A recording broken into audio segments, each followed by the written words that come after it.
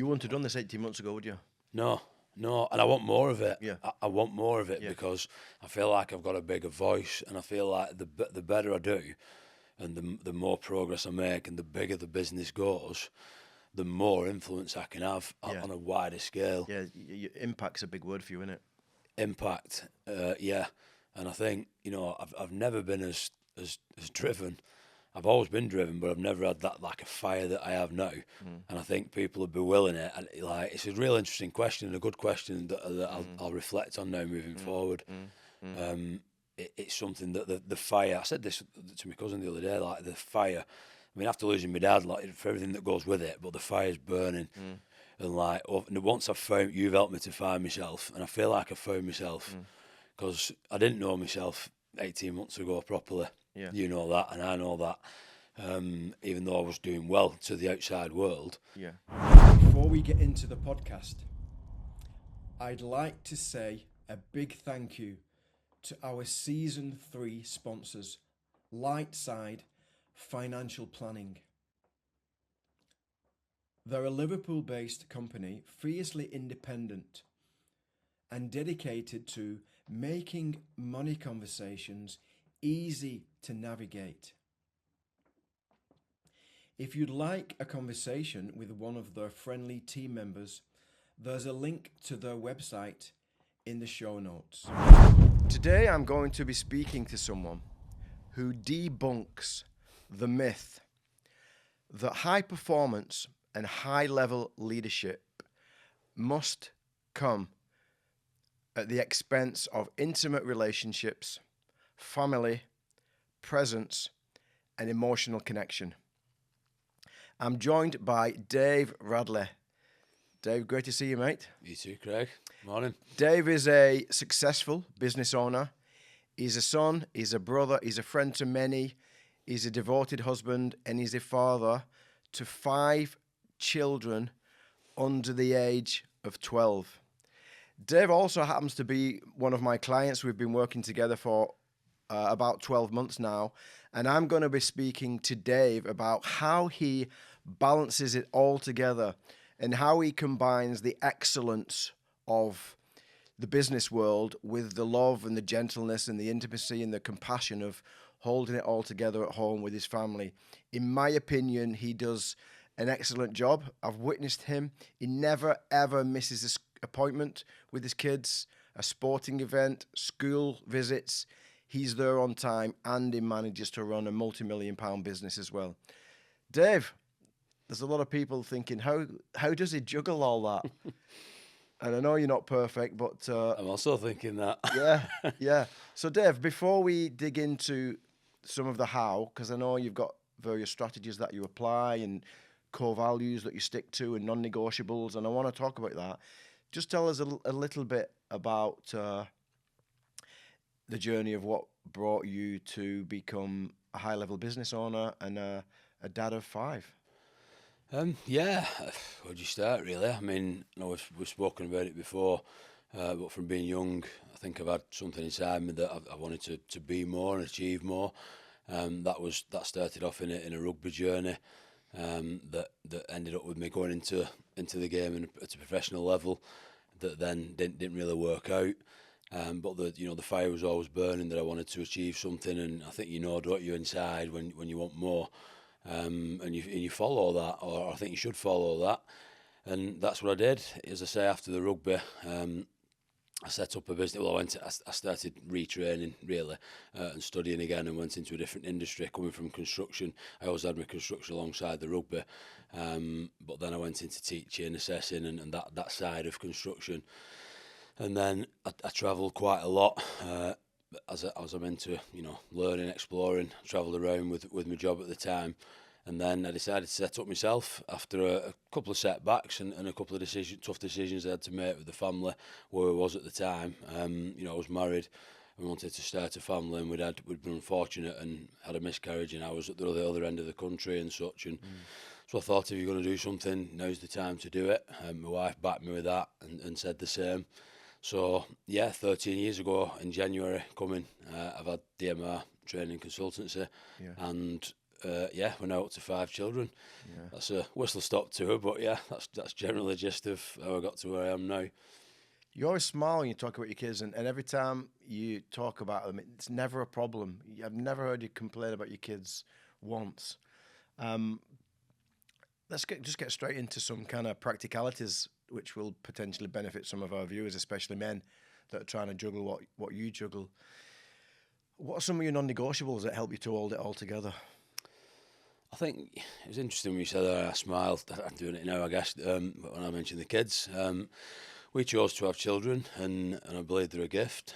And it's my responsibility to make sure they get the best possible experience, whether it's the childhood or when they're moving into, all through the formative years especially, and beyond. I was fortunate enough that I had a good family behind me. Excuse me. But yeah, my responsibility, non-negotiable, as should any father or parent, I guess, is you've got to be present for them. I talked about my dad a lot, being present for me, whether it was through my sporting journey or my business, and my mum and dad in different ways, how they've shaped me.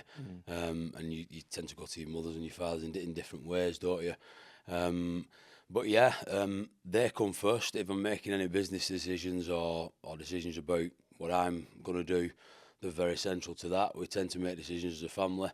And I think the kids have had to, especially the oldest one, has had to mature quite a bit, or he has matured quite a bit, and he's involved in that decision-making process because I want to know what they want out of the process. And I'm a big believer in we get one shot at life, and we've got to make the best of it.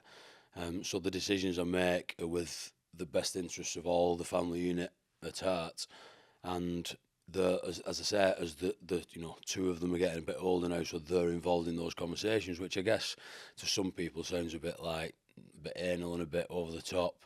But that's not in a serious way. That's just an exploratory way where they get to choose what they're about, what they want to do.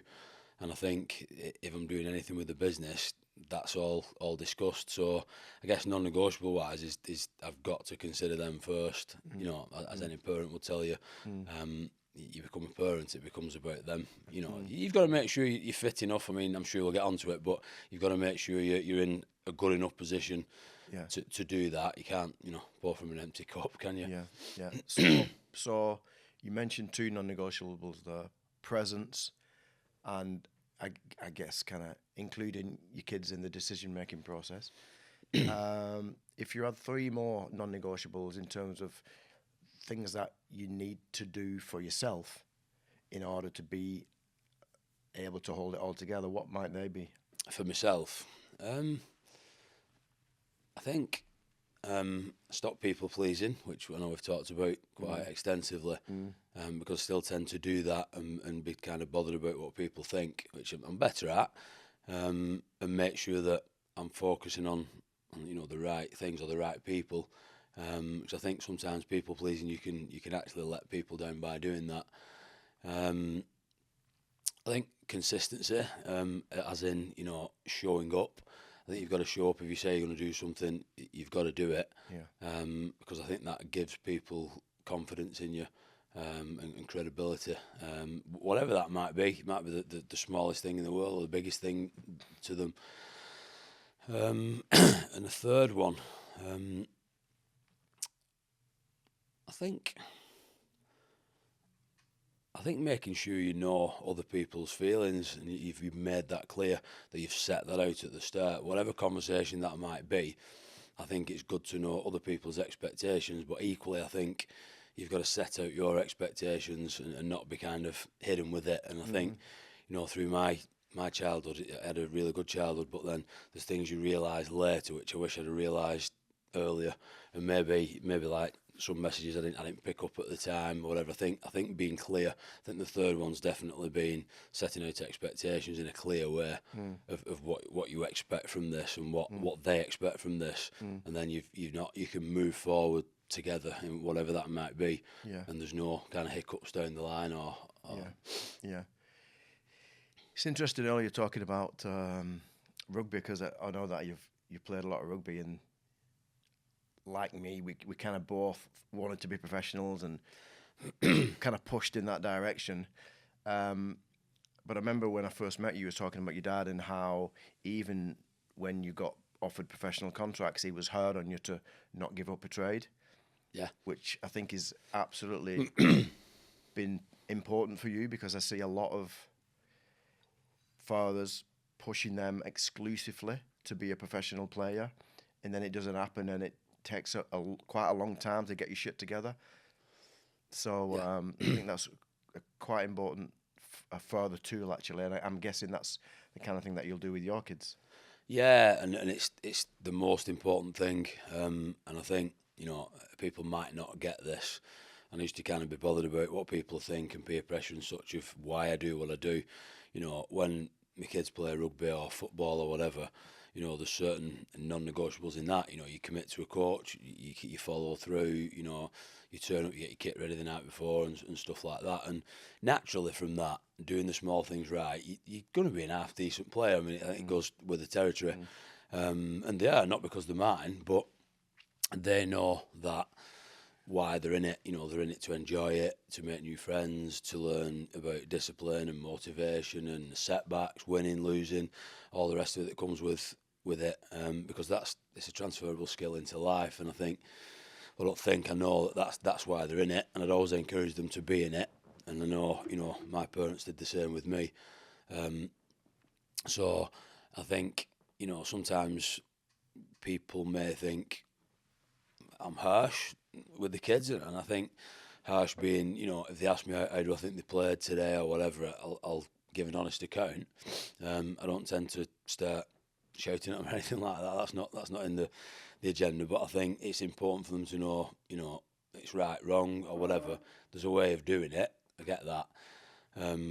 But yeah, I think it's really important that they know why they're in it and they know where they're going. I mean, for me, it kind of became the be all and end all to me. But as you say, my dad kept me level and said, you know what, you need a trade, you need a route, an occupational route. So I did that, and it served me well when things didn't work out. Obviously, I had something that I was already in, and a lot, like you said, don't do that. And then they're stuck, yeah.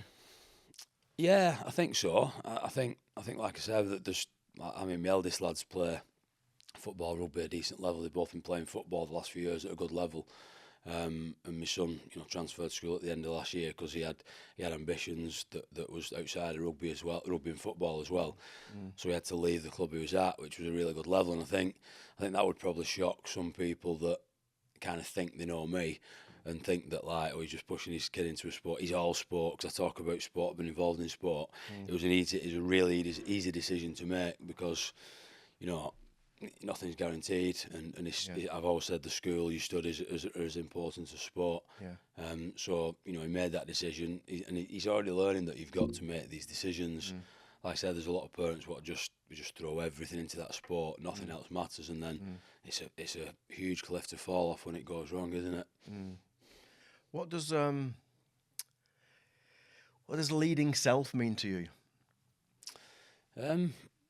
Leading self, just looking after myself, making sure that I can lead others, because I've been in positions, as you know, where I've been, as I called it, rock bottom at the time. There's periods where I've been, run down, burnt out, whatever term you want to use, through throwing myself into everything, because as you say, 5 kids, business, I train, I do marathons, I do training, whatever I do, I want to be there for everything. Naturally, you're going to come through times where you're on your backside type of thing. So leading self, I've had to learn through my work with you and work with others, to look after myself, to make time for myself, to look after myself more, physically and mentally. And I've got a lot of tools now that I can use to make sure that's the case. And I think if I look after myself better, I can do all those other things with clarity. And I'm a lot better than I was. How do you switch off at the end of the day from business leader to being a present dad and a husband? Do you have anything that you do? Does it just come natural? Any tips? Anything that works for you? I suppose you do. It's hard, actually. It's hard because you're so excited. I mean, I have a job. I call it a job. I have a passion. I have a business, and I'm trying to achieve my goals within that. which it's not just a case of a 9-to-5 job, you finish, you come home. I've had jobs like that. I don't suppose I've ever switched off, 'cause I've always wanted to achieve in whatever job I've been in, so it's never been a case of switching off at 5, which to some people would sound like, oh, it's not good for you and all the rest of it, but I've always been really invested in what I do and want to do better, and none more so than where I am now. So when I come home, it's hard to switch off in a way that I'm still excited about what's to come. I can't wait to get into the day after, especially at the moment. I mean, we're really growing and I'm really enjoying it.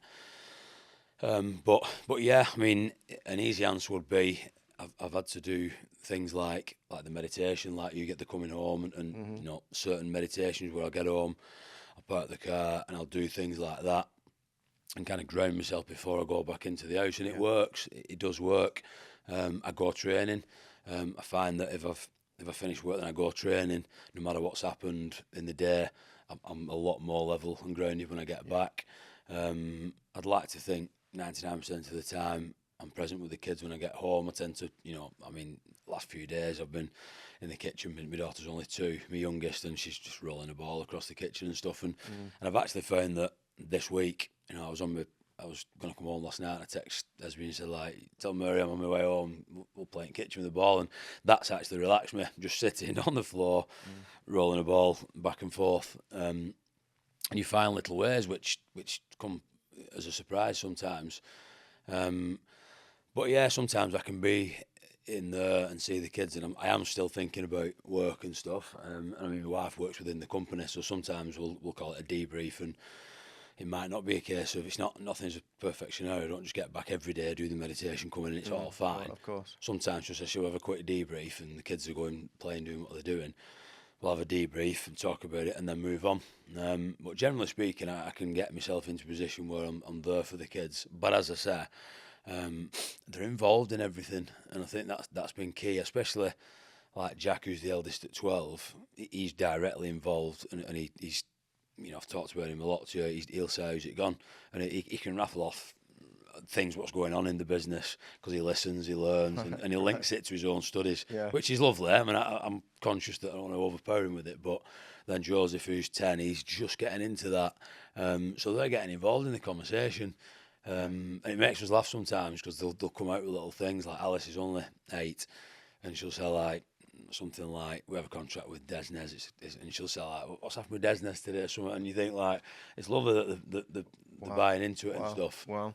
So I think that helps, but I think it's, I guess, especially. Sounds like you don't hide anything from your kids. I remember when I was a kid growing up with my mum and dad, bless them, and a lot of the time they didn't involve me in anything, you know. No, I don't think I was. I think maybe Sign of the Times and stuff. I was involved in quite a lot, but not like I do with the kids. And I think, especially, I'm not sure, is it unorthodox these days to do that? And I don't know. And I think sometimes you're getting told from all these different angles of like, this is what you should do, that's what you should do. You know, we have these conversations, and I think it's figuring out what works for you and what makes you all happy. You know, happiness looks different to everybody. Success looks different to everybody. And we have our own thing. You know, what we do on a Sunday, we go into the playroom, we go through it, and we'll go through like the week. What have you done this week? If anybody's achieved anything, we'll celebrate it and put a bit of music on and get a trophy. And you know what I mean? I think. And that's just involving them, and then I'll try, and it probably sounds really boring to a lot of people, but I'll relate that to what I'm doing and say, well, actually, I've done this week, and that's how that made me feel, and I like it that's how you felt, and that feeling means this, and this is where you can take that, and such and such. So they are involved in stuff. I mean, I run a lot by them, especially if it's kind of brand stuff and marketing stuff. Kids are innocent, aren't they? They see things. No one's told them that that's not right, because they look at something and see something in it, and because they're young, no one's had that chance to say, oh, that's a silly idea. Yeah. You know, society's full of people telling you your ideas are silly. Isn't it? So yeah, I'll say to them, you know, we need to design this or that, a new flyer or whatever, what do you think? And they'll come back with some drawings and stuff, and they're usually the best because they're not tainted with all this other stuff. So yeah, we do involve them, and that obviously makes it easy because we're all present then, aren't we? And it just, I think to answer it a bit better is, I don't really see a beginning and end in this. It's just, we're all working together, we're all moving forward together, we share and we look at ways where we can tweak it, move it forward. And, you know, if we go on a family holiday, which we did to Greece not long back, you know, we all needed a reset at that point. So we went and we made a few decisions over a drink at the night of what the kids were going to do. They've what do you call it? They were doing a lot of sports, so we decided that athletics would come out of the picture and stuff. But we asked the questions and we involved and we made a joint decision as a family. And you treat your family like a team, don't you? Yeah, very much so. Yeah, I see that. Very much so. I see that. Yeah. If you see when I write on sort of hashtag Team Rad, but it is a team, yeah. Yeah. I want to talk about your relationship in a moment, because that's the one area that, in my opinion, many so-called successful men fuck up, or they ignore, or they deny, and I know that you don't. Before we do that, could you talk a bit more about that team concept, because I think that's quite interesting for the audience to understand, like how you perceive your family as a team, and what are the operations of that. You've mentioned a few things. Just talk a little bit more about that. Yeah, I mean, you know, from playing sport and being involved in, and you well, not just playing sport, from everything that you've done since, that it's good to be involved in a team. Everybody, I think majority of people like being involved in a team. It's that belonging, togetherness and everything that comes with it. Sorry to interrupt you. And the reason I asked that, I didn't feel like I was in a team growing up, and most people don't, but you do. You've got a team. You know, I wasn't, to be fair. I mean, my brother's 13 years older than me. You met my brother. You know, we're very different, but we get along. And yeah, I mean, when you're 13 years old, he was already going out and stuff when I was a kid. So it wasn't like that. I mean, I guess with my mum and dad, I could say it felt like a team. Right. I mean, it's a bit different with us because there's that many of us, so it's easy to call it a team. Yeah. Naturally, when they see you walk through a door, they call you a team. But yeah, it's everybody wants to feel like they want to be part of something. So I think it's no different with that. And I think if you're involved with a team, if you're coaching a team, whatever, and people feel part of that, and they can be heard, they want to be involved more. And I think, you know, it wasn't, you know, a magic concept or anything. I just kind of fell into this. Your rugby background helps you to understand what it feels like to be in a good team, though, right? Yeah, the rugby does, the business does. I mean, with the business, I've always been, the culture's been the biggest thing for me all through. But yeah, I think it's a you know, you hear people say, you know, when with kids sports teams, no, it's a safe space for my kid. It's a space where he or she can express themselves, and you know, they can shut out everything that's going on in the background. But I think the thing is, I've not really thought about it like this till today, but this is what we do. It's a safe space for them. I think being part of that family is being part of that team, being involved with something, getting to bring something to the table. You know, I woke up this morning and Joseph came in my room, have a good podcast, Dad, enjoy it. Alice came in my room at, she's 8 years old, she came in my room, enjoy a podcast, Dad, it, make us all proud. Like, you know, little things, and I didn't tell them to do that. I think they know that. And when I get in, you know, Jack will say, "Have you had a good day?" And I'll tell him about my day, and he'll tell me. And then I'll go to the gym, and then he's still up, and he'll come out. "Have you had a good session at the gym?" Yeah, and I'll tell him what I've been doing. What have you done? I've done this, I've done that. But I think when I was younger, I remember, like, my dad used to work nights, like he was in engineering. I always used to ask, you know, I ask a lot of questions and I talk a lot. And I used to ask him about everything he'd been doing, and I could tell you now what he'd been doing every day in his job. You know, he was climbing bed at night and say, climbing bed with him. I was only a little and say, like, what have you been doing at work today? And I was working on these big presses. I was doing this and I was doing that, and like I've always wanted to know. But yeah, it is very much a team, and if you see the stuff that, you know, stuff I put out on social media, whatever, you know, I've been seeing someone. Last week it was Mike Tyson, and I want to learn stuff. You know, it was Frank Bruno, it was someone else. And then the way I word it is, you know, I go to that, I listen to that, I come away, and the learnings I apply to that. Yeah. But then they will ask questions like, "What did you learn? What did you think? What did you?" And I'll just tell them, because I don't. I think sometimes I bother about, you know, am I making them too mature for their age? But that's how we are, and that's that. I think you can go too much the other way. I mean, I think you know, my kids, especially the eldest two, you know, if you have like the sports club where they have the Christmas party, whatever like that, they kind of prefer to sit with us chatting, and that's just how they are. And like, I wouldn't try to knock that out of them. But everything we do, you know, if Esby goes running, she does a lot of running too. You know, we'll drop her off somewhere, we'll go past them, they're cheering for her and stuff. And when I started doing the marathons, I was doing the long runs training. And I used to go, like, if I did my long runs, say 20 mile, they knew where I were at, say 10 miles. So Esby used to get them all in the car, come, and then they'd all like window down cheering through the window and stuff. And you all champion each other, don't you? Yeah, very much so. And I think if I was to get annoyed with anything, it's rare I kind of get annoyed. But of course I do. I'm not perfect. And if there's any kind of arguments or words, it's when I feel that there's not been that togetherness. You know, if any of them's arguing, of course they squabble and stuff like that children do. Yeah. I mean, last few weeks, Jack played rugby about 3 weeks ago. Got dumped on his head, concussed, can't play for 3 weeks. So the day after, it was horrendous weather conditions, and Joseph was playing. So I said, you stay in bed, Jack, rest yourself. He told him, like, as you do when you concuss, just take it easy and this, that, and other. So anyway, when I got to the door, he stood in front of the door. I said, what are you doing? He said, I'm coming supporting Joseph. So I can't play myself, now I'm going to support him. And it's the way they word it too. He said, I'm supporting him. That's all. Is that okay? I said, of course it's okay. And then as soon as, and I think with me, I put everything, if I put it into the business, the home life, I want to be present at everything. Jack understands that. And then he's watched him, and he's like, he's played a part. He said, can I sit with him in the car going to the game so I can talk to him? So they've been talking about whatever. And then he's gone on the field, and then as soon as he's come off the field, the whistle's gone, and Jack's just gone on the field to him and told him how well he's played, and this, that, and the other, and come off. And then that night, we take it into, we call mini disco, don't we? We take it into the playroom, and there's music on. It's Joseph's mini disco tonight. Right, what do you all think of him? And then they'll all say, you know, and George now, I mean, Murray's a bit young, she's only 2. But she's getting there, but like George is 6, Alice is 8, and they'll say, this is what I thought. And I'll just give them that space and say, right, stop the music, what do you think of it? And I've sent you videos, haven't I? What do you think? Well, I think he's done this today and that today. And I think, and why do you think that and why? And I just get them to kind of explore it.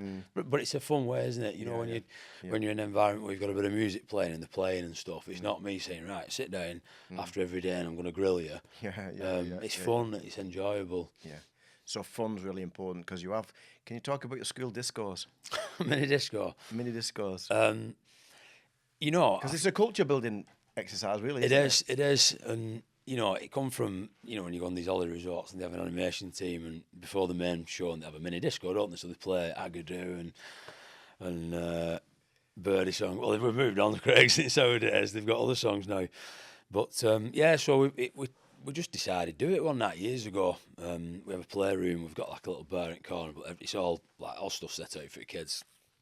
And so we call it mini disco. So every Sunday night we'll have mini disco, and it's good for me. I do my journaling there as well. So I mean, people are probably listening to this thinking, "Wow, they're mad, these guys." But it works, or at least it helps. So you all have a dance. So we all have that dance offs and everything, Craig. So you're modelling to your kids that it's okay to dance by doing that. Yeah. I wish that would have happened to me. Yeah, I think before I get back onto the mini disco thing, I think when, you know, this conversation is not about losing my dad today or anything, but when that happened, I said at the time that we all stuck together, but I didn't kind of hear some people say, like, you know, don't cry in front of the kids. It's just like, don't. And I thought, for me, that was rubbish. Yeah. I thought, you know what, I am, they know. Yeah. You know, I drive past cemetery now and Jack he puts his hand over and just puts his hand on my hand and says, love you, Dad. Joseph does the same.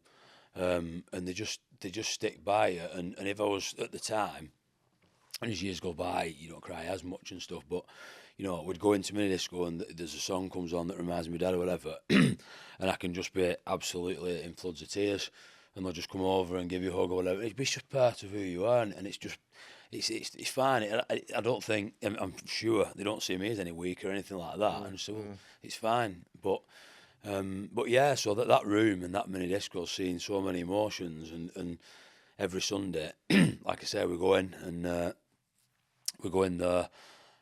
We have like a whiteboard that just landed in there. It wasn't set in there because we're going to set stuff, but I can walk in at any point, and Alice wrote some stuff about something about her family.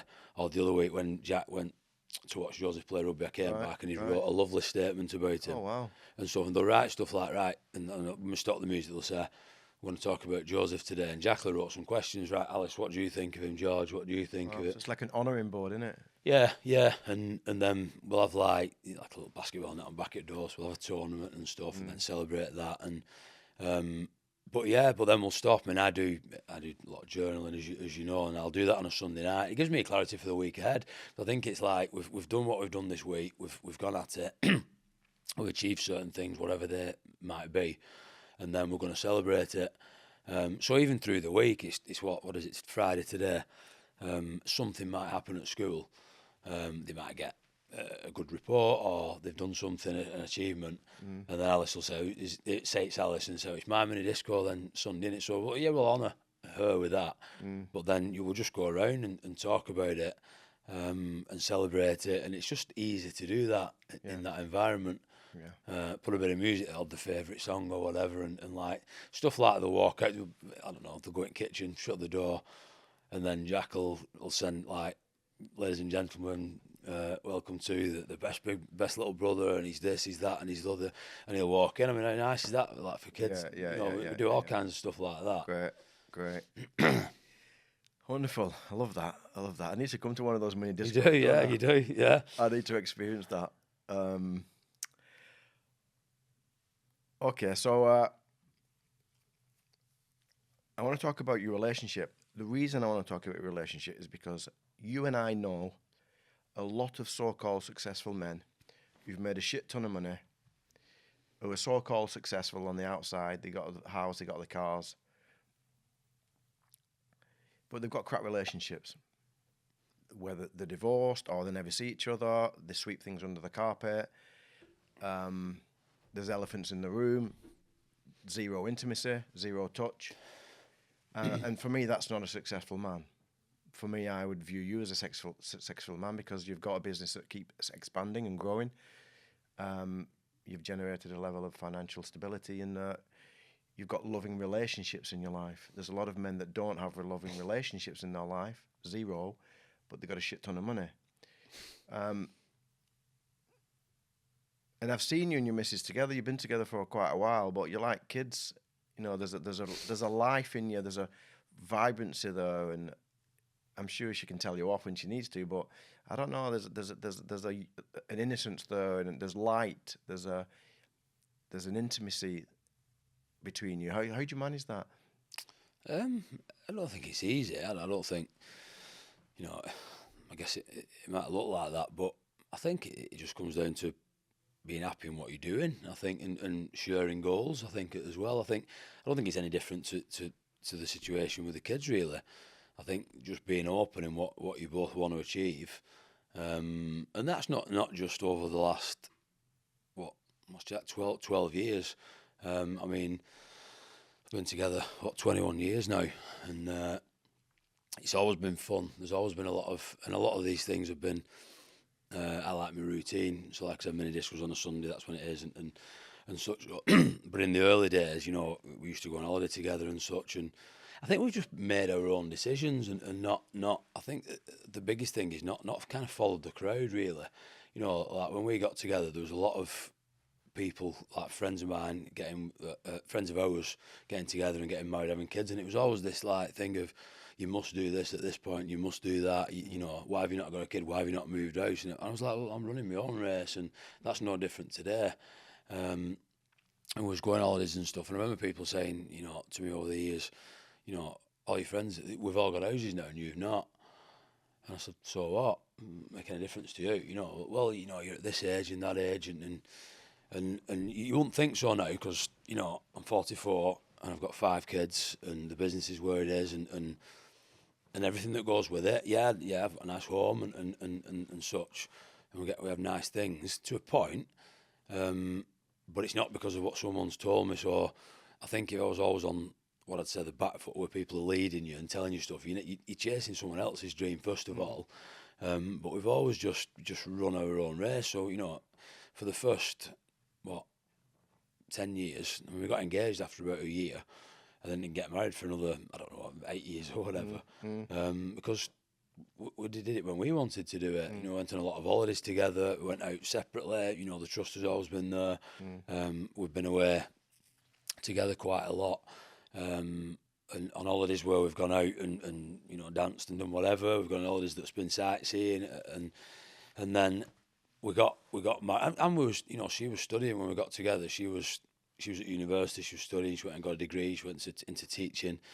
I had my own career that she helped me with, because I came from construction sport into academia, really, in many ways. So I had to kind of relearn everything. So I went into that. And I always tell a story when I first went into that, and I'd done half a day, and I was going to pack it in and go back to what I was doing. He said, "No, you're not. I know you want to do this, and I know it'll come through." And then by the end of the day, and so it was the best move I'd ever made. And I think you've got to try and understand each other. And I've never said I want you to come with me and do what I'm doing, because that's a good idea. It's like, what do you want? And the kids will get involved in that, believe it or not, too. What do you want to do? What do you want to do? So we've just done our own thing. And then when the time was right to get married, we got married. When the time we felt right to start looking at having kids, was fortunate enough to have them. And we've had a lot of setbacks together. I mean, you grow through setbacks as well, don't you? I'll talk about miscarriage and stuff. That's happened twice. And then the 5 kids, you know, and the complications and things that come with that. Just brings you further together. But as I say, the same people, and I'm not knocking them, because that's their idea and their life, whatever. People who got married, got a house, had 2 kids then. Like I say, I'm on 5 now, and I only had my first one at 32. I don't think it's never too late to start anything or finish anything or whatever. But I think it's just being open about what each other wants, and, you know, stuff like that. This helps. You know, they can hear you say it, and I'm not coming on here hiding everything. That's what it is. And we just involve each other in everything. Yeah. Wonderful. 2 miscarriages. Wow, you could have had a 7-a-side rugby team, couldn't you? I know, yeah. I was thinking that, yeah. Oh, let's talk about your business then. Talk about some of your core values in business. Like, what does business mean to you? It's got to be something for me, it's got to be something that you're giving back. I mean, as any business, you should be solving a problem, providing a solution to a problem. And I think if anybody's in a business that you're not, it's never going to be really successful. I mean, I could talk about all that from a branding point of view and stuff. But for me, you've got to be making a difference. You've got to get something that pulls you out of bed in the morning. I've never really, Mum and Dad weren't. They always, you know, lived within the means and never chased money. Although we had a good upbringing, a good time, and they was always secure. But it wasn't about chasing the next million or anything like that. And although I'm very ambitious and driven with the business, it's about the impact we can make rather than the money we can make. Of course, it goes hand in hand. I'm aware of that. And of course, you know, having money and investment, it allows you to do those things. But I think you've got to be solving a problem and giving back, and something that fulfills you. I mean, we provide qualifications for people. We get to work with people day in, day out, and see the impact of that. And then the impact of that directly impacts the economy, our industry, people's lives. I always say that. You know, I've just been literally looking at our new brand playbook and stuff like that this last week or so, and what we want to achieve. And my next job next year is to make sure that that's well versed throughout the team, so we all know why we're doing what we're doing. We're not a company that's going out to make the next quid. We're a company that's making a difference. And there's a lot of stuff we do with that.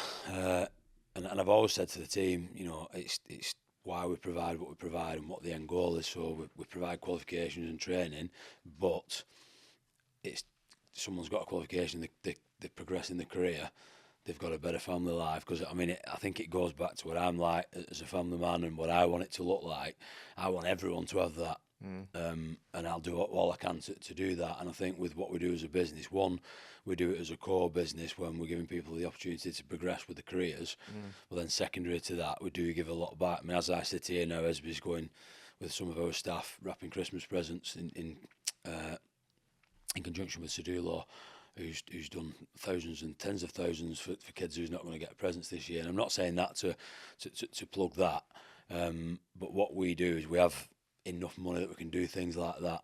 So then this Christmas we've made another a bit more impact there, and it's always driven through that.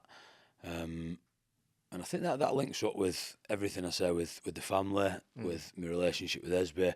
I think it's just wanting to champion others and giving others that space to come forward and say, this is what I'm about, this is what I want to achieve, and right, well, this is how I can help you. And that sounds like, especially for me and Esby's relationship, you know, like sometimes we might have words, and of course we do, everybody does. And like Jack will say, yeah, but Mum, Dad's trying to help you and trying to, and I probably do that too much. I probably do that too much, and I've probably done it in business as well with people we've had where I've kind of, you have to be careful, don't you, to not enforce yourself, and because my dreams are X, Y, Z, it doesn't mean everybody else's are. So as I say, from a business point of view, I want people to be in it for the right reasons. Same with Esby, I want her to be in it for the right reasons.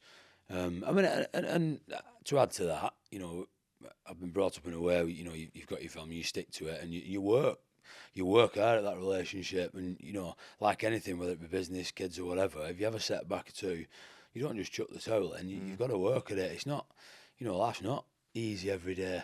You've got to work at it. Jack will, he'll say sometimes, or vice versa, he'll say, yeah, but Dad, Mum's trying to help you with that. And I think as long as they see it through that, they're not going to say, oh, he was having a go to for that. And you know, and I do, you know, recently we've had bits of words about stuff, and, you know, because we're going to transition period through business, and what's your role in that? And because she wants to be a mum, she wants a career, so we've got to navigate that, and it's not dead easy.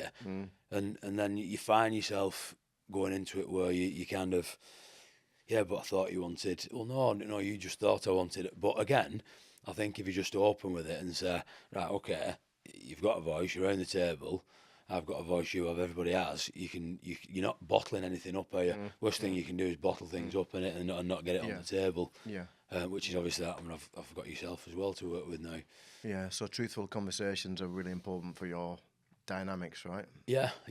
And I think if you realise, I think that comes from, I think we said it right at the beginning of the conversation, it sounds very anal, but it works. It's almost like a contract and a disclaimer. You know, you're working with someone, whether that be a member of staff that's coming into the business or a conversation that I'm going to have with the kids. This is why I'm saying what I'm going to say is this. This is the reason why I'm going to say that. I'm not doing it for X, Y, Z. You know, I'm doing it for your own good. But please tell me if you think that it comes across in a certain way, and then they come back with stuff, and sometimes you've just got to agree to disagree. And I think it's fine. I think that's lost on today's society. We can disagree, and 2 minutes later go and have some dinner or whatever. And I think that, like, you know, because if I say, I know I can say to the kids now, you know, I've played rugby, so I can have a decent enough view on how Jack's played, as Joseph played, and they'll come to me and say, how do you think I played? So, I mean, how am I supposed to answer that? I mean, society now will say, you know, tell them that they were fantastic, they did everything right, and this, that, and the other, which I get it, we want kids to enjoy it, I totally get it, and I won't be bollocking them, telling them what I'd tell them, but I might say, and they'll say, out of 10, what do you think I played? 1 to 10.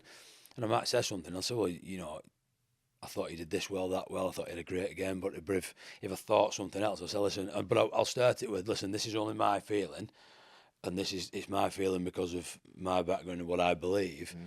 This is how I think you played. I think you could probably improve this, but, and I'll also go into it and say, I think you could improve this, but you've got to put yourself in the ring then, I think, and say, but I'll come and do it with you, and I'll help you do it. But I'll always relate it to myself, because you can almost guarantee that you'll have gone through something similar when you was a kid. So I'll say, you know what, I remember a time when I was doing this, and I was, I know it's not a rugby conversation now, but something I got told years ago, a fellow called Chris Ganley that used to coach me, Kev Johnson, and I was about me tackling. I said, how do you think, I was missing tackling? He was get a bit close to it, man, and wrap him, stuff like that. And I can see it in, like, what my lads have done a couple of times. But if I can refer it back to something, it becomes more real, I think, doesn't it? And they think, well, less of a judgment, less of a threat. Yeah. But I'd always put it. But then there's the caveat then of like, right, we've talked about it. Go home and be a kid now. And I'll say it in them words. And I said to Jack, because I think sometimes he is very mature. And I'll say, go and be a kid now this afternoon. That conversation, we've had it. Monday, Tuesday night, whatever. I'll take you out. We'll do whatever. Enjoy a mini disco, and that's that. But I think it's that openness, and I think I'm doing it now. I go off and talk because I'm always trying to get over what I'm trying to. I probably shouldn't do it as much. I mean, I'm probably trying to be understood too much. But I think at least if I've put everything out there, and then if it doesn't work out in the way that I want it to, or that I expected it to, well, I've done what I can. I get that, Dave, because I also get it from some of my friends. There's a fine line, isn't there, between, it's like I have this determination within me to always tell the truth and be vulnerable and yeah. But some of my mates, but there's a fine line because some of my mates will say to me, Craig, you overshare a bit, mate. You want to tone it down a little bit. Yeah, ease off and all that. I'm just being honest. Yeah. You just, sometimes you got to intuit into it, and maybe it's not the right time, So from that, can we talk a little bit about people pleasing?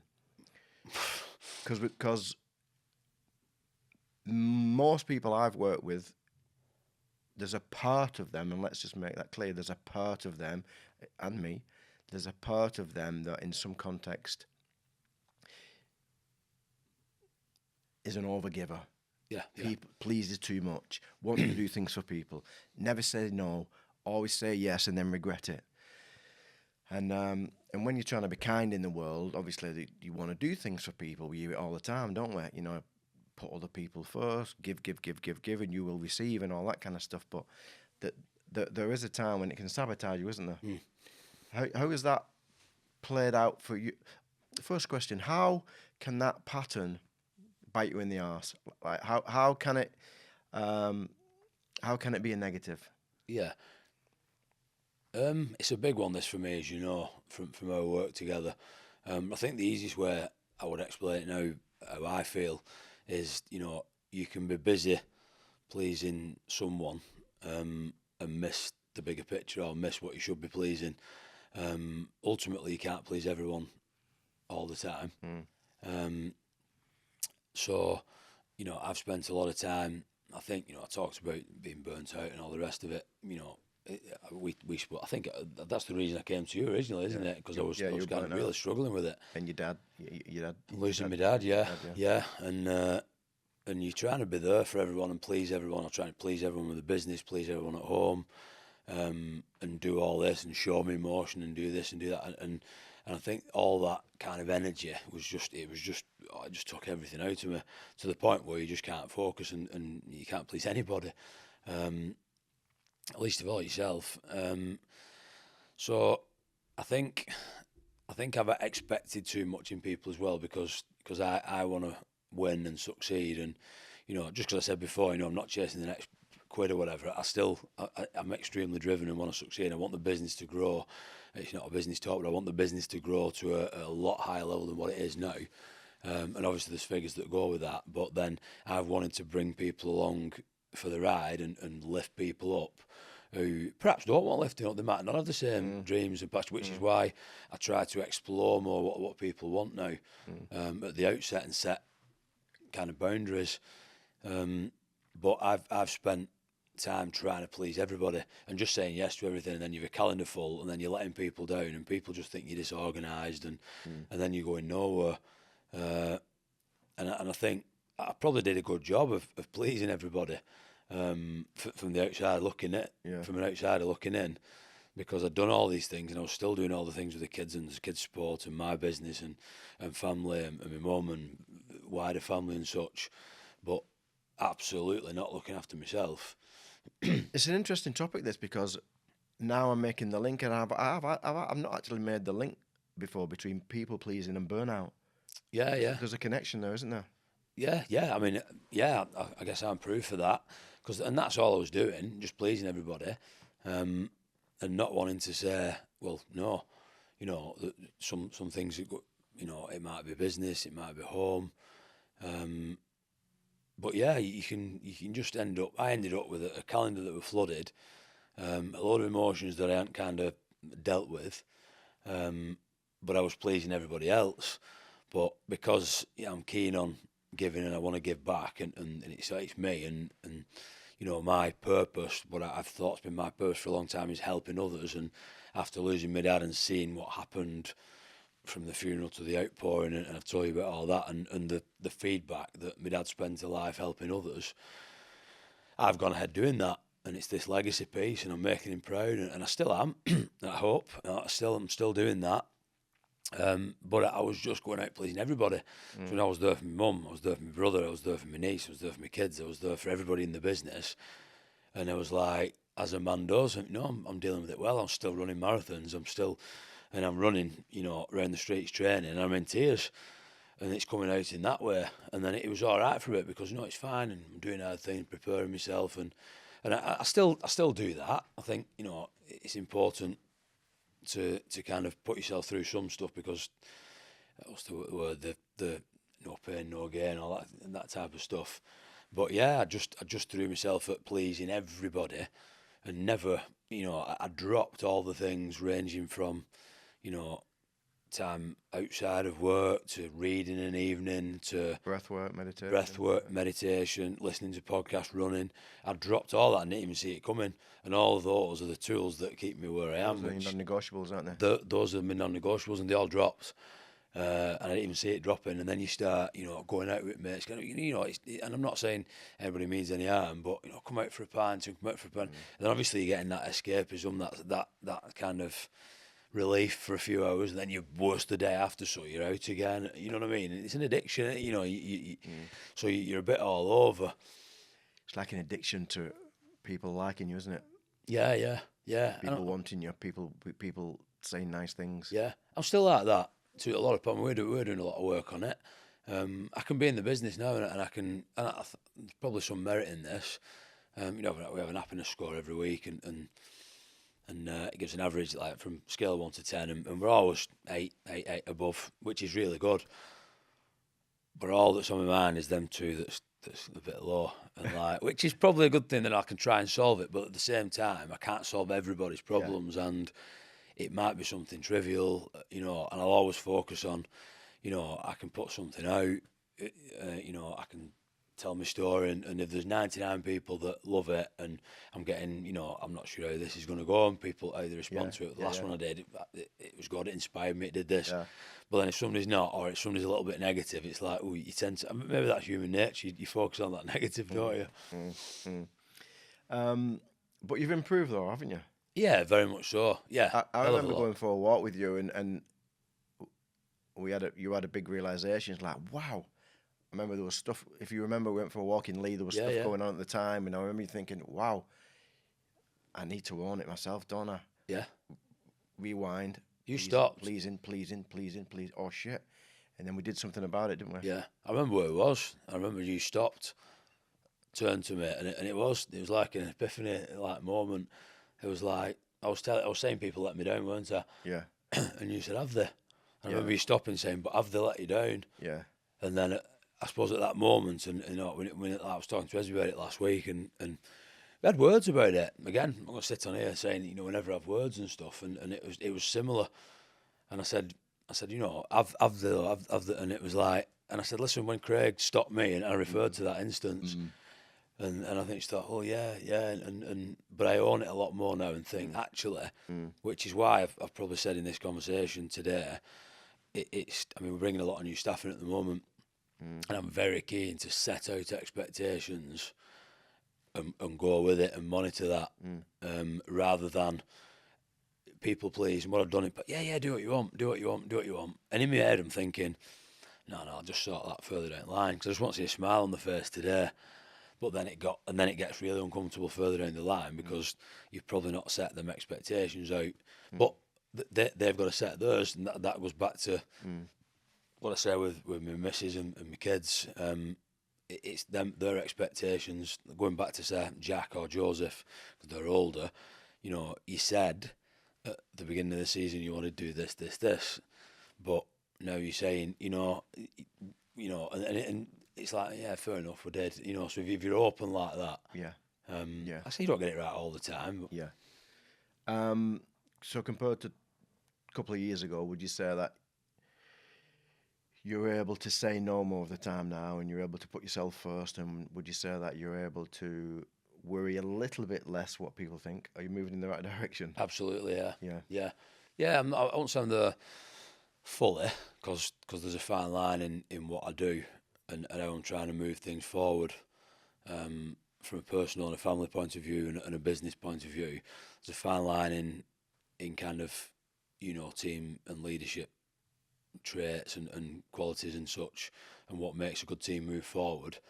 But there's a fine line in me wanting everyone to be happy than like wanting a job to be done. I think there's something in the middle with that. Yeah. I think it's just like I wanted everyone to be happy. There's like the business has grown since I got better at it, since working with yourself for, what are we on now, 12, 18 months. Yeah. It's no surprise, I always said to people in business, this is what we intend to achieve and this is what the impact we want to have, the numbers will come. So I keep reiterating this, that it's not about numbers, but the numbers have come. And the numbers are going like that and that, and they are a lot higher. It's no secret, if you, our staff base has gone from 18, 19 to like 30. All our metrics have gone up. The contracts we've won are higher. Everything is going better, and the kids and stuff at school and they're succeeding and I've always, Jack got a report last week and it was talking about his grades and such, and I can't tell you exactly what his grades were because they were good, but I don't tend to focus on that. What I was focused on is the main statement that he's a pleasure to be around and he's extremely motivated, committed, he's polite, he's this. Yeah, so you're more interested in his character, aren't you? In his character, and that goes for sport as well. I want sport to develop his character, and I want him, and he goes, they laughed at presentation last year for rugby, and they was talking about him and how he played and made reference to me and stuff like that, and then said like, well, he's the only one that goes and picks, or one of the only ones that goes and picks the cones up after training. That was more important to me than anything else because the transferable skills you can take with you, and I never look at it and think, oh, he's going to be a star at that, he's going to be a star. Of course I can recognise if someone's playing well, and of course I know I can, if he asked me, and I always say this, if he asked me, do you think I could make it that, and I'll be honest and say, well, this is how it is, this is what you need to do, this is, however, he's hearing about people going, he's a bit young yet, people going on scholarships in rugby or academies in football. What do you think? And he is good, because he applies himself well, but it's not something that you're just born with it and then he doesn't work at it. Yeah. But I think the point I'm getting at is they are good because of all these little attributes which would make you good at anything. I'm not trying to make him good at rugby or make him good at football. I'm trying to make him a good person, and a person that is coachable, a person that can lead, a person that can be empathetic and all them things, in any walk of life. If you've got all them, you stand a half decent chance of doing okay, don't you? Yeah. So it's not pinned on, he's going to be they are going to be next big stars, whatever. And they've been in some good sides and they are playing really well.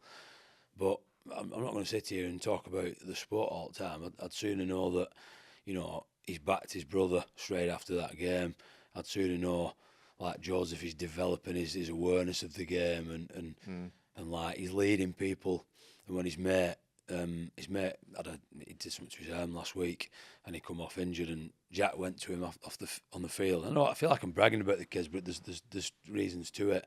I'm not bragging about their ability. I'll never sit here and say, oh, he did, it was a pass, it was a kick, it was a whatever. He went on field straight to him to put his arm around him, tell him he'd done well this time the other, and then he come back and I said to Jack, well, is he not coming back with you? He went, no, he's waiting for Thomas. But he wanted to see his mate, who he's like the first over, because his mate had hurt his arm and he wanted to, and they know that's in him. And then next month he'll go and pick flags up and cones, and like you're trying to make them good people, aren't you? Of course. So anything they do in time that they can have a Transferable, aren't they? I think so, yeah. You're a big learner. You're an avid learner. You're always learning. You're always seeking to learn. You're always seeking to grow. You're always seeking to potentialize. How have you grown in the work that we've done over the last 12 to 8 months? Like, a lot. I think what I've learned is, I mean, it's a sounding board as much as, like, first of all, we talk a lot, don't we? Which I can explore, and it's someone who's not gonna tell me just what I want to hear, which a lot of people do, which is probably why I do that with other people now. It's having tools, someone who's been around and done it and dealt with some of the best in the world, which you have. I know you're quite humble about that, but you have, and it's those tools and knowing, what's the word? I don't know how to explain really, but if I kind of drift, I guess, a bit off the goals, after today we're going to do some goal setting and a review and such, and then we'll check in with each other and I'll say how I'm feeling or what I intend to do and why I'm doing it or whatever. I guess that's my higher level check-in, really, and the tools that you're picking up, and you're the same. Everyone's still picking up more habits and learnings and stuff. It's just it's given me a wide range of tools to deal with what I'm dealing with, and I'm getting the challenges as we grow as a family and a business and a person. I'm getting more challenges, and the challenges are bigger. So I speak to someone who's dealt with some of that, or probably all of that, with other people, and I'm grateful for that. And the stuff that I've been into Wigan with you and looked at, and worked with Matty, some of your other clients, and been to meet the others at the game that time and stuff. So it helps me, and then I can transfer it onto my own. I think leadership comes through in that way. Like I said about my kids, are they all going to be leaders? I don't know. And I always go back to the kids because it's my priority. Of course. Like I talk about Jack a lot and Josie, the leaders. I mean, Jack was captain in a side that was nearly 2 years older than him at one point because he was that mature. But again, that leading people and bringing the best out in people is probably his quality as I'd like mine to be. Same with the others. Now, are they all going to be like that? I don't know. I mean, Alice is round the house and she's playing teachers all the time and talking to a class. It's imagining it's playing. They seem to be wanting, like, I'm here, I want to bring you with me. So I think with my work with you is you taking me with you. As I sit here, the other week I texted you, one of the lads on the team had said, like, he'd gone to his team and said this, that, other because he'd seen you before the Wales and All Blacks game. Yeah, of course. And it's lovely for me because I'm thinking, I work with this guy, and I'm getting all these inside tips and methods and learnings, and I can apply that as well. And since I've been applying that, it's no surprise that everything has grown massively, and it's still growing, and I've got far more clarity. Great. You seem more present. Yeah, I am. Compared to when we used to talk, yeah. No, I don't know. There's something about you that's more grounded and present and regulated. Yeah. That was the thing I struggled with, weren't it, when we first talked, and I was always conscious of it. It's funny you should say that, because when we used to sit down, I remember going for a coffee once, and you said, "You don't need caffeine, Dave. You don't need caffeine." And I remember thinking, whoa, and I tried to cut caffeine and stuff, but I was always consciously aware that when I was talking, I'm thinking, I'm there again. I'm talking at you, and I've not felt that today at all. And it's interesting you should say that, because I would notice, and probably most times I spoke to you over that period, I was thinking to myself, has he noticed that? Has he? And I kept saying I want to be more regulated, but I can switch off. Back to one of the earlier questions, I do a switch off at night and stuff, and I do, and I switch off with kids, and I watch a film at night, but that's made me. I used to think you had to be full throttle, full of caffeine on one, to be making a success of everything. It's the opposite, isn't it? Yeah. It's the opposite. It's the opposite. It's the opposite. And Yeah. Early on as well in the journey, you did a really lot of breathwork and meditation. And I know you don't do it as much, but you still do it occasionally. You did a lot, didn't you? I do it every morning. You're back to it again? Back to it every morning. And I know it's just that space, you know, and I've done it today. I did. It's just that space. I do it, and then I think, and I'll analyse in my head. I mean, it's a sporting thing, isn't it? And, you know, it's that manifestation, picturing what you're going to do in the game or whatever, but I'll do that. You'll set your day up. I set my day up, and I do my breath work, and it puts me in a space where I'm just focused. And my eyes are shut, but I'm focused, I'm in it, and I know, like, I think I described it to you once, like I'm in this like tunnel, and it's like total clarity, sacred space, we call it, total clarity, and like, right, what do I want to achieve today? Have a think about this. What do you want to achieve? All around in your day. Only that day. Yeah. Only that day. One day at a time. One day at a time. What do you want to achieve? How do you want that to look afterwards? And all that, and walk through it. This is how I'm going to do it, and imagine yourself doing it. You know, like when I used to kick goals, stuff that I used to do. People do things like that in sport, but they don't necessarily apply it or see that you can apply it to business, and the stuff I do would be the standard is about that, as you know.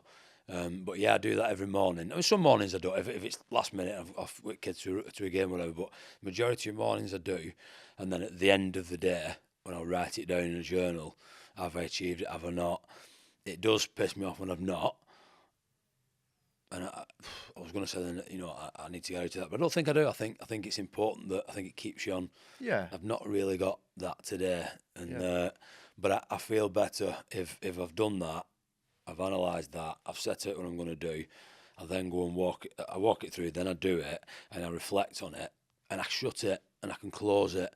And that's probably a better answer to how I'm present with the kids and Esby at night and whatever. Yeah. But I'll do it with anything, whether it's a podcast, whether it's an important business meeting. I've got to prepare to be in that room to give the best I can, and it's worked. You know, I'm business planning at the minute. I can plan with clarity. You know, I guess, you know, 2 years ago I might have laughed at that, and that doesn't apply to business. And we've done lots of stuff. And I'm far more present, far more. I don't need to reach. I don't even have caffeine. I don't feel. You know, it past where you think, I need a hit. I need this. Yeah. I don't. It's like alcohol. I've drinking a lot of non-alcohol stuff, and I have a drink. Don't get me wrong. I'm not sitting here, so I'm sober, and I'm not. I'm going out on a work do at weekend, but like things like that that's not served me as well. I've not. I guess what I'm trying to say is I've no need to kind of look for escape, and there's none of that. And you're less worried what people think about you, aren't you? Yeah, because I can't change it, and I think if I've done the right thing and, you know, done what I set out to do, well, I can't change it, and I've done. I don't feel guilty about it. Where I did, I used to probably as close as about 2 months back. Felt like everything I did, I was like analysing it, and have I answered that it right way? I've texted somebody. Have I been nice enough on it? Have I done that? And I was like, I can't keep doing this. So I don't, and I know I treat people right. And it's always going to be their choice what they think of you, isn't it? Of course it is, yeah. Of course it is. I've got one final question, Dave. Let me nervous when you say that. If your life was a movie, and it's on right now, and the cinema's full, and you've got 500 people there in the cinema rooting for you, they're loving the movie so far, but they've got some ideas on, you know, what next for Dave, what's next for Dave, what are the audience hoping that you'll do next with your life? That's a big one.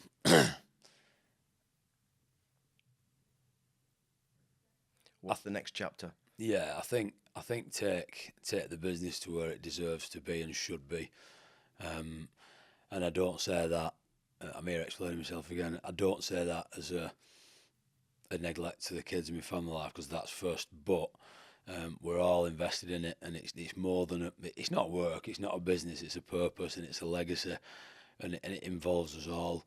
And you know, the things that we're doing and the places where we're going and the people that we're meeting. All goes hand in hand, and it's a hell of a journey, and I'm enjoying it, and I'm really enjoying it, and everyone's enjoying it, you know, from people like yourself and the people I'm meeting, the people you're introducing me to, and I'm like a sponge. I'm trying to take it all in, you know. Yeah, I'm not going to start naming names and stuff, but the people the elite performers that you've introduced me to, the people who I've become friends with, be the Standard, Paul Cheetham-Cartch's group and Kev Sinfield's group, the people I've got involved with there, too many names to mention.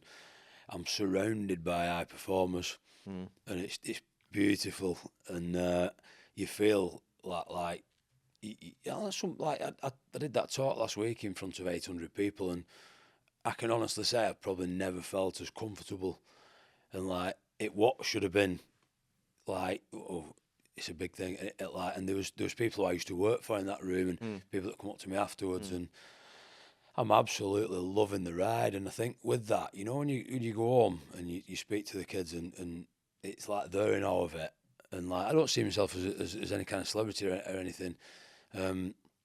But it's like this today, like they'll say, "You've been with Craig White, you were talking." You wouldn't have done this 18 months ago, would you? No, and I want more of it. Yeah. I want more of it because I feel like I've got a bigger voice, and I feel like the better I do, and the more progress I make, and the bigger the business goes, the more influence I can have on a wider scale. Yeah, impact's a big word for you, isn't it? Impact, yeah. And I think, you know, I've never been as driven. I've always been driven, but I've never had that like a fire that I have now. And I think people are bewilling it. And like, it's a real interesting question, and a good question that I'll reflect on now moving forward. It's something that the fire. I said this to my cousin the other day. Like the fire. I mean, after losing my dad, like for everything that goes with it, but the fire's burning. And like once you've helped me to find myself, and I feel like I found myself. Because I didn't know myself 18 months ago properly. Yeah. You know that, and I know that.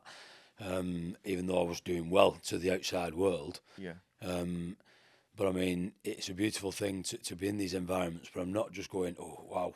I mean, I'm listening and learning, and I can actually relate to their journeys and, you know, what people think. You said before about what people think. I was listening to Mike Tyson, of all people, and people have the views on him and everybody else, but they have the views on me. Which are different. But when you listen to someone's story and you think, people have said this and it might not have been true, and they've had to learn, you know, how to put it. I think I'm bad with one person who scores low on an otherwise brilliant scoring. When people all over the world are saying that you've done something you might not have, you might have, or you behaved in a certain way, or you're meaning something that you don't. I mean, he's just an example, anybody. And I think there's a danger with that as well, to becoming that, because I guess as more popular and bigger, whatever bigger looks like, you become, you're up there to be shot at, and I'm getting that too. Of course I am. I know where it is, and I'm cute with that. But yeah, I think if someone was looking at that movie, I think it'd be like, for God's sake, go and get it. You know, I did some business planning yesterday with the guy that did my business plan. I did the Goldman Sachs 10,000 Small Businesses course, and I remember speaking in front of an audience that day, investors and all sorts, and where do you want the business to go? And the metrics I put in, everyone was putting their hand up asking questions after, why are you not going there? Why are you not going there? And at that time, I was like, steady. Probably wanted it inside, but didn't really. But then what I've realised now is like, we're in pole position, we're there for the taking, you know, I'm getting asked to do these things. I'd like to think today's gone okay, and we're impacting on a bigger scale. But with that, it's just, I don't see it when I talk business or work. I don't see it as that. I see it as our journey. It's just my being and my, you know, you said be present. I guess, I feel present in everything now, because I don't go and think, oh, I'm working tomorrow, I'm just doing things that reach that greater goal. And I think if you've got that greater goal,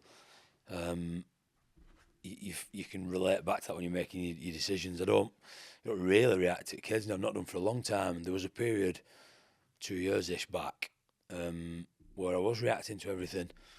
And you know that you're reacting. It's on me, that, not them. Of course. 100%. But yeah, I think definitely go for it. Brilliant. And that's what they did want to see on the movie. For God's sake, get out of the box, go and do it. So they'd be saying, Dave, ignite the fire, go and smash it. Yeah, and take everybody with you. Like I said, I'm always keen Take your team with you. to say that. Like you say, when I smile about kids and team, it's not just a business team. Like the kids, and they might work for a business, they might not, but everything I do and the what they see, the nice things I do and learn and come back, and it's not work, that is it. That's your purpose, and imagine bringing all what I do every day now. Imagine bringing all that back into the house, and if I'm sat where Jack is now, or Joseph, or any of the rest of them, absorbing all that, and then they're succeeding, they're getting an even earlier start than me. Yeah. Great. We could talk. We could talk. We'll have to do a part 2 because I've got some stuff that I'm even learning about myself listening to you actually, and what drives you. It's quite interesting. We should do another one. One thing that I wanted to say to you is whether we're small or whether we're big or whatever that means, I just believe 50% of the people think I'm a genius and 50% of people think I'm an idiot. I'd probably say about me, yeah. And once we're okay with that, I think life gets a bit easier. Yeah, I'd say people probably think the same about me, really. So Dave, I'm looking forward to lunch. And, yeah, me too. Thanks for showing up today, mate. And we should do a part 2 in the new year. And I wish you well over the Christmas period with your team. Likewise, have a good Christmas, Craig. And look forward to lunch. And thanks for everything you're doing for me. Cheers, mate. Hope you enjoyed this